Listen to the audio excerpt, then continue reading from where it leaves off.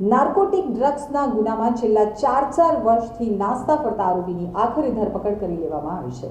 No drugs in Surat city અભિયાન અંતર્ગત માદક પદાર્થોની હેરાફેરી કરનાર સામે લાલ આંખ કરવામાં આવી રહી છે। ત્યારે નાર્કોટિક્સ ડ્રગ્સના 7થી વધુ ગુનામાં છેલ્લા 4 વર્ષથી નાસ્તા ફરતા આંતરરાજ્ય ડ્રગ્સ માફિયા મોહમ્મદ લઈક યુસુફ શેખને ઉત્તર પ્રદેશથી કુંભ યાત્રીના વેશમાં પોલીસે દબોચી લીધો છે। આરોપી ઝડપાઈ જતા ડ્રગ્સ રેકેટનો પર્દાફાશ થયો છે। દબોચાયેલો આરોપી મુંબઈ મહારાષ્ટ્રથી ડ્રગ્સનું નેટવર્ક ઓપરેટ કરતો હતો। ત્યાંથી સુરતના અલગ અલગ પેડલરોને ડ્રગ્સ સપ્લાય કરતો હતો, જેથી ક્રાઇમ બ્રાન્ચની ટીમે મુંબઈ ખાતે તપાસ હાથ ધરી હતી। જો કે શાतिर આરોપી ત્યાંથી નાસી ગયો હતો। બાદમાં કર્ણાટક, તેલંગાણા અને ઉત્તર પ્રદેશમાં ફરતો હતો। છેલ્લા 8 માસથી ટીમો તેને ઝડપી લેવા પ્રયત્ન કરતી હતી।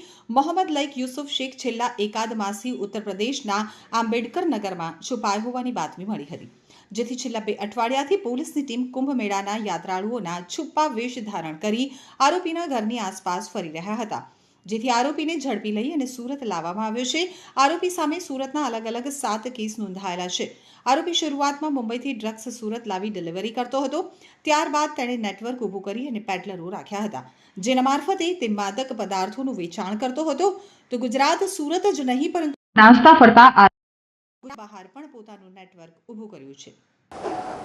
ગુજરાત સરકાર દ્વારા ડ્રગ્સ વિરોધી જે ઝુંબેશ ચાલુ કરવામાં આવી, જેમાં જેમ ટોપ ટુ બોટમ અને બોટમ ટુ ટોપ તમામ આરોપીઓ પકડવા તરફ લક્ષ્ય આપવા માટે અને no drugs in Surat city અન્વયે સુરત સિટીમાં ડ્રગ્સ માફિયાઓ વિરુદ્ધ જે અભિયાન છેડવામાં આવ્યું છે, એમાં એક સુરત ક્રાઇમ બ્રાન્ચને એક મોટી સફળતા મળી છે।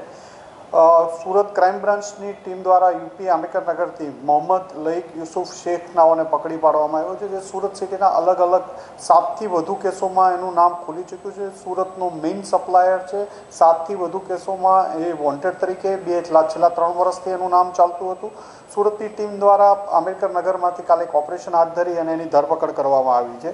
અને આના પોલીસે જ્યારે સૌથી પહેલાં 2022માં અમરોલી કોસાડ આવાસમાં મુસ્તાક અબ્બાસ પટેલ, કુતબુદ્દીન ખાન અને આબેદ ઉર્ફે હસન શમાની 133 ગ્રામ ડ્રગ્સ સાથે જ્યારે ધરપકડ કરવામાં આવી હતી, એ જ કેસમાં મોહમ્મદ લઈકનું નામ પહેલીવાર પોલીસના ધ્યાનમાં આવ્યું હતું।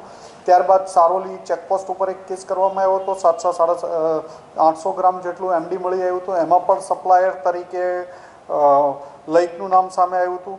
ત્યારબાદ ક્રાઇમ બ્રાન્ચની ટીમ દ્વારા 2024માં મોહમ્મદ તોકીરને ઉધના દરવાજા પાસેથી પકડી આવવામાં આવ્યું હતું।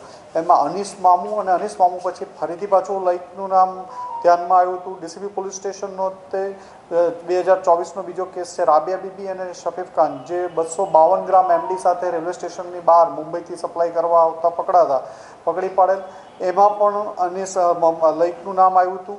આ ઉપરાંત સુરત ક્રાઇમ બ્રાન્ચ દ્વારા એક જ દિવસમાં જે 5 કેસ કરવામાં આવ્યા હતા અલગ અલગ પોલીસ સ્ટેશનોમાં, રાંદેર, પાલ, અઠવા, અલગ અલગ જગ્યાએ, એમાં પણ લઈકનું નામ આવ્યું હતું।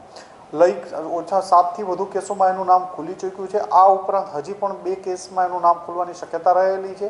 લઈક પોતાના અલગ અલગ માણસોને જે મુંબઈ અને એની આજુબાજુમાંથી એમડી ડ્રગ્સ લઈ અને અલગ અલગ લોકો પાસેથી મેળવી અને એ સુરતમાં અને ગુજરાતમાં સપ્લાય કરતો હતો અને દર વખતે નવા માણસ સપ્લાય માટે લાવતો હતો। સૌથી પહેલાં લઈક પોતે ડિલિવરી માટે આવતો હતો, પણ જ્યારે 2022માં લઈકનું નામ ખુલી જતાં એમણે પોતાના માણસોને મોકલવામાં ચાલુ કર્યું હતું અને સુરતમાં એનું નેટવર્ક ખૂબ સારું હતું કે અલગ અલગ જગ્યાએ સપ્લાય કરવામાં અલગ અલગ 8થી 9 કેસોમાં પકડાઈ જતા અને સુરત પોલીસની વારંવાર મુંબઈ ને એની જગ્યાએ તપાસ કરતા એણે 2022માં મુંબઈ છોડી દીધા બાદ તેલંગાણા, કર્ણાટક અને લાસ્ટમાં યુપી આંબેડકર નગર પોતાના વતનના આજુબાજુના ગામોમાં રહેતો હતો।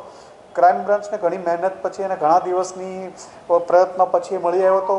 સુરત ક્રાઇમ બ્રાન્ચની ટીમ અયોધ્યા અને વગેરે ત્યાં યાત્રાળુઓને કુંભ મેળામાં દર્શન અથવા પ્રવાસી બની અને ત્યાં રેકી કર્યા બાદ પાકી ખાતરી થતાં મોહમ્મદ લઈકને રસ્તા ઉપરથી, હાઈવે ઉપરથી ઉપાડવામાં આવ્યો હતો અને ખૂબ જ એક મોટી સફળતા છે। અને સુરતમાં ડ્રગ્સની સપ્લાય જે ચેઇન કાપવા માટે પણ એક મોટું સફળતા મળી એવું કહી શકાશે કે જે સુરતની ચેઇન સપ્લાય કટ થશે આને પકડાવાથી।